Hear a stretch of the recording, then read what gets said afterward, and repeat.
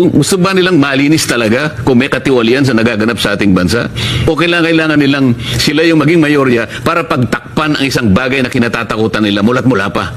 Ito dapat yung pagtukoy, malaman na ng taong bayan kung sino-sino. May idea na tayo, formality na lang ito eh. Opo. O, anong dahilan dyan? Bakit pati ako'y kinasuhan ng plunder? Ako na lang kasi ang nagsasabi na ipagpatuloy natin ito. Wala nang iba. Ito yung kinatatakutan nila. Ngayon, kapag ka ito'y nagpatuloy at natukoy natin sila, yun ang gusto nilang hadlangan. Yun ang gusto nilang matakpan. Nakita mo naman, nung sila ang mayorya, nakita mo ba naman, siyam na buwang singkad. Kinuha niya yung Blue Ribbon Committee, kung ano-anong katwiran ang ginagawa, kung ano-anong kadahilanan ng sinasabi, kesyo ganitong gagawin, kesyo pumirma muna kayo bago ipagpatuloy. Anong klaseng pagmamatuwid yun?